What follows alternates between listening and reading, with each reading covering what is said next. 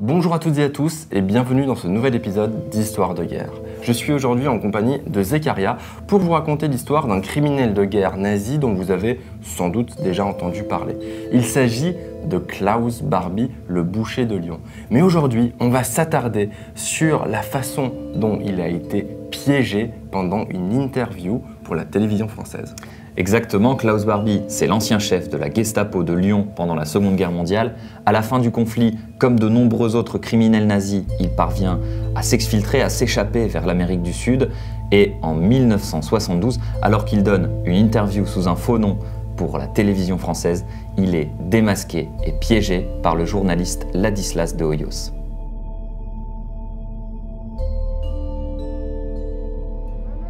« 3 février 1972, La Paz, Bolivie. L'homme grisonnant, au dos légèrement voûté et au crâne dégarni, est assis dans son siège. Serein, le sourire figé et le regard perçant, Klaus Altmann toise son interlocuteur. Face à lui, Ladislas de Hoyos, célèbre journaliste français, tient fébrilement ses notes. Contre toute attente, le grand reporter a obtenu l'autorisation d'interviewer le ressortissant bolivien. Depuis quelque temps, la folle rumeur court en effet que Klaus Altmann serait en réalité Klaus Barbie, un ex-nazi notoire, connu pour avoir été chef de la Gestapo de Lyon entre 1942 et 1944. Le criminel, à l'origine de la déportation de plusieurs milliers de juifs ainsi que de l'arrestation et la torture de résistants, aurait trouvé refuge depuis plus de 20 ans dans le pays d'Amérique du Sud. Que Klaus Altmann s'était réfugié depuis sa fuite du Pérou. Le ministère de l'Intérieur bolivien a accepté l'entretien afin de faire taire ce fâcheux malentendu et protéger l'identité du criminel de guerre. Les conditions de l'interview sont drastiques. Pas plus de quelques minutes de discussion, des questions posées en espagnol et validées à l'avance. Ladislas de Hoyos se tient prêt. Dans le petit bureau, l'atmosphère est pesante. Le caméraman reçoit l'autorisation d'un des officiels présents dans la pièce et lance l'enregistrement. L'interview peut commencer. De Hoyos débite en espagnol les premières questions validées par les autorités. Tout se déroule comme prévu. Klaus Altmann nie formellement être Klaus Barbie. Ich bin nicht Barbie, wie ich schon gesagt habe, ich bin Klaus Altmann. Und die Staatsanwalt München wird Sicherheit Gelegenheit haben, den bolivianischen Behörden diese Unterlagen zugehen zu lassen. Il est un simple ressortissant allemand qui a obtenu sa nationalité bolivienne depuis plus de 20 ans et qui mène une vie tout à fait banale, rien de plus. Le journaliste français prend son courage à deux mains. Sans prévenir et à l'encontre des règles imposées par les officiers du ministère, il demande, cette fois-ci en français, Vous n'êtes-vous jamais allé à Lyon? Ich bin nicht in Lyon gewesen. À la grande surprise du journaliste, Altmann rétorque sans la moindre hésitation en allemand « Je ne suis jamais allé à Lyon ». L'homme a parfaitement compris la question qui vient de lui être posée dans une langue qu'il n'est pas censé connaître. La tension monte d'un cran dans la pièce. Les hommes du ministère s'agitent. Quelque chose ne tourne pas rond. Fébrile, Ladislas de Hoyos n'en reste pas là. Le journaliste français tend alors des clichés à Klaus Altmann.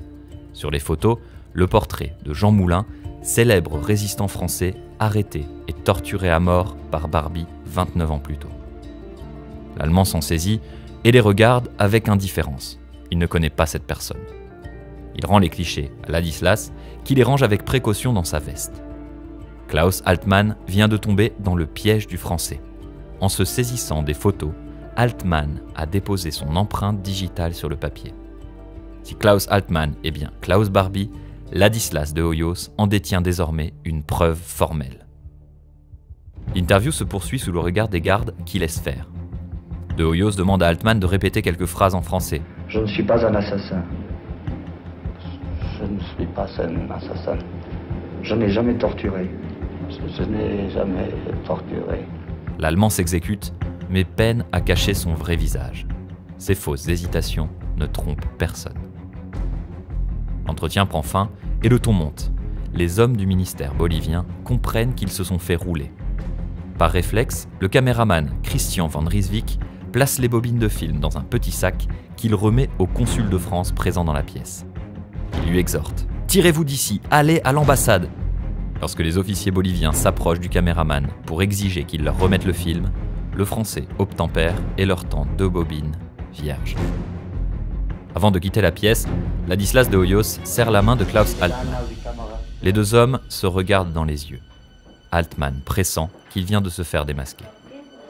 Ladislas et son caméraman se précipitent à l'ambassade de France, située à quelques centaines de mètres de là.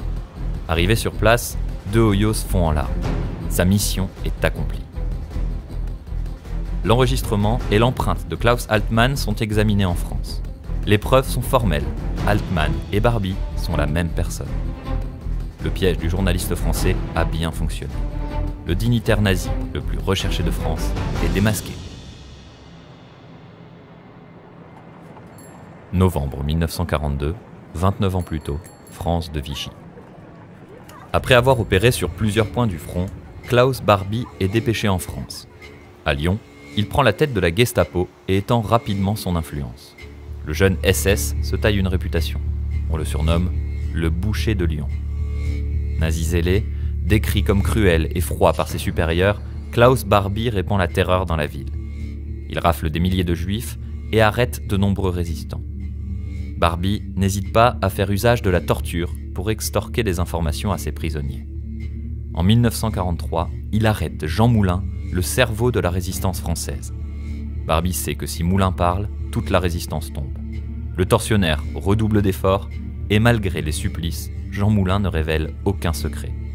Le héros de la résistance meurt quelques jours plus tard sans avoir parlé. Le 6 avril 1944, Klaus Barbie arrête 44 enfants juifs dans une colonie de réfugiés à Isieux et les fait monter dans un train destiné à Drancy, puis à Auschwitz. Le 11 août de la même année, alors que l'avance des Alliés les mène aux portes de Lyon, Barbie ordonne le départ d'un dernier train en direction d'Auschwitz. Les 650 personnes à son bord sont envoyées à la mort. Le chef SS, lui, parvient à fuir la France et termine la guerre en Allemagne. 1947, République fédérale d'Allemagne. Klaus Barbie intègre un réseau de contre-espionnage financé par le CIC, le Counter Intelligence Corps de l'US Army. L'ancien nazi est repéré pour ses bonnes connaissances des réseaux communistes français. Alors que la France réclame l'extradition du criminel de guerre, le CIC refuse formellement. Dans le contexte de guerre froide, les connaissances de Barbie sont trop précieuses. Pendant 4 ans, l'Allemand travaille en toute discrétion pour les services de renseignement de l'US Army. En contrepartie, les autorités américaines assurent sa protection. 23 mars 1951. Alors que les demandes d'extradition de la France se font de plus en plus insistantes, les États-Unis confient avoir perdu toute trace de Klaus Barbie. En réalité, les services secrets américains organisent l'exfiltration de leurs protégés vers l'Amérique du Sud, le nouvel Eldorado des nazis en fuite. Par le biais d'un réseau clandestin, l'ancien chef de la Gestapo et sa famille embarquent dans un paquebot en direction de l'Argentine, puis gagnent la Bolivie. Klaus Barbie devient Klaus Altmann. Sous le soleil de Bolivie, celui qui se fait maintenant appeler Altmann a repris une vie normale. Au milieu de la jungle amazonienne, il dirige une entreprise d'exploitation de bois. Dans la Syrie où il passe ses journées, il travaille aux côtés d'Indiens et de Juifs, ceux-là même qu'il considérait comme des sous-hommes quelques années plus tôt. Pourtant, Klaus Altmann n'a rien oublié de son passé. Pour faciliter le décompte des planches de bois, l'ancien nazi marque chaque lot de 10 d'une croix gammée tracée à la craie. Les propriétaires juifs de l'exploitation s'étonnent de l'apparition de ces symboles. Furieux, ils questionnent Altmann. « Êtes-vous nazi ?» Cynique, l'Allemand rétorque. « Non, non, c'est un symbole très beau, j'aime ce signe. » De l'autre côté de l'Atlantique, le souvenir du boucher de Lyon et de ses exactions reste vif. Son nom est cité dans de nombreux procès et Barbie est condamné à mort à 2 reprises pour crimes de guerre en 1947 et 1954. Le sort que lui réserve la justice française ne trouble pas Altmann qui poursuit son ascension. Le 3 octobre 1957, Klaus Altmann devient officiellement citoyen bolivien. À partir de 1964, il collabore activement avec l'armée bolivienne. Les macabres compétences acquises lors de ces 10 années passées au cœur de la SS sont mises au service des dictateurs au pouvoir.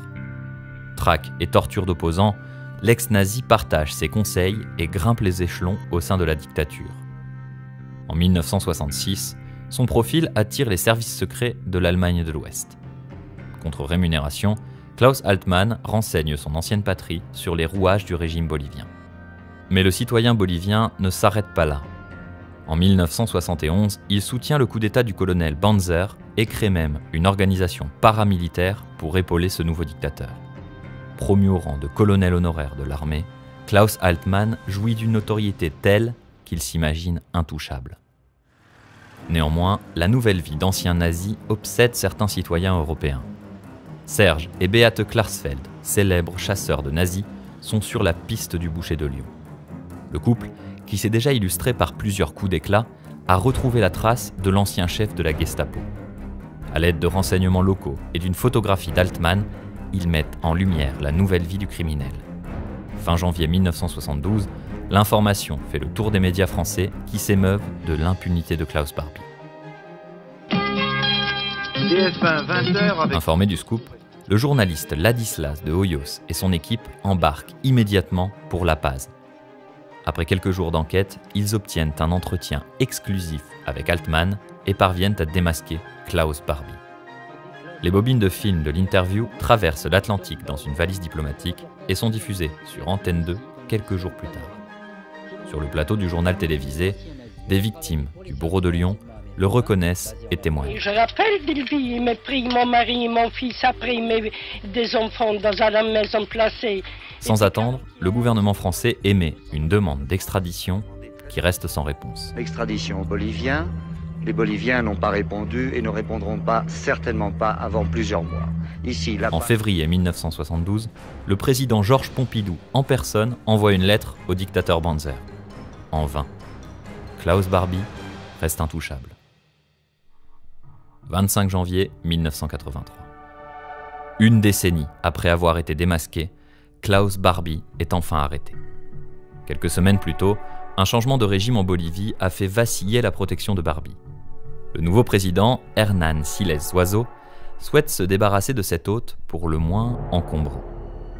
Au terme de négociations et en échange d'armes, la Bolivie accepte de livrer son ressortissant. Klaus Barbie est arrêté sous prétexte d'une ancienne dette qu'il n'aurait pas réglée. Le 4 février 1983, l'Allemand se voit signifier son expulsion du territoire bolivien. Klaus Barbie n'est pourtant pas inquiet. Il est persuadé qu'il va être rapatrié en Allemagne. 5 février 1983, 5h30 du matin. Alors que la porte de l'avion s'ouvre, Klaus Barbie entend parler français. Sa mine se décompose. Il n'est pas arrivé en Allemagne comme il l'imaginait, mais sur l'aéroport de Cayenne en Guyane. Sur le tarmac, le préfet s'approche de lui et lui signale son accusation de crime contre l'humanité. Klaus Barbie est désormais officiellement inculpé. Arrivé à Lyon, l'homme est symboliquement emprisonné dans une cellule de Montluc, la prison dans laquelle il enfermait et torturait ses victimes 40 ans plus tôt. 4 ans plus tard, le procès du boucher de Lyon s'ouvre enfin. Il est 13h04 ce lundi 11 mai 87. Klaus Barbie, l'ancien chef de la Gestapo de Lyon, pénètre dans le prétoire. Plus de 40 ans après la guerre, il répond devant une cour d'assises de crimes contre l'humanité. Hors norme, l'événement revêt une ampleur nationale. 900 journalistes suivent le procès, qui est exceptionnellement filmé par une équipe dont fait partie Ladislas de Hoyos. De nombreuses victimes sont appelées à la barre pour témoigner. Les langues se délient. Hommes et femmes racontent les horribles exactions que le bourreau leur a fait subir. Klaus Barbie était une bête sauvage, vous savez, on ne peut pas appeler ça un homme. Et ce qui était extraordinaire chez Barbie, qui nous touchait beaucoup, c'est cette joie satanique qu'il avait à torturer. Il éprouvait vraiment une jouissance extrême. Plus si on criait, alors il rayonnait. Madame, monsieur, bonsoir. Les jurés de Lyon devaient répondre à 341 questions. Ils ont répondu oui à 340 de ces questions, reconnaissant Klaus Barbie coupable de 17 crimes contre l'humanité. Ils ont répondu non à la dernière question, pas de circonstances atténuantes pour l'accusé. Le 4 juillet 1987, à l'issue de 145 heures de débat, Klaus Barbie est condamné à la prison à perpétuité. Le boucher de Lyon est jugé coupable de la rafle, la déportation et la mort de nombreux juifs innocents, en particulier les enfants d'Isieux. À l'annonce du verdict, une grande salve d'applaudissements retentit dans la salle bondée. Pour la première fois de son histoire, la France condamne un homme pour crime contre l'humanité. Au cours de tout son procès, Barbie n'aura exprimé aucun regret. Après avoir semé la terreur en France et échappé à la justice pendant plus de 4 décennies, Klaus Barbie meurt en prison le 25 septembre 1991 à l'âge de 77 ans. Klaus Barbie n'est pas le seul dignitaire nazi à s'être enfui en Amérique du Sud après la Seconde Guerre mondiale.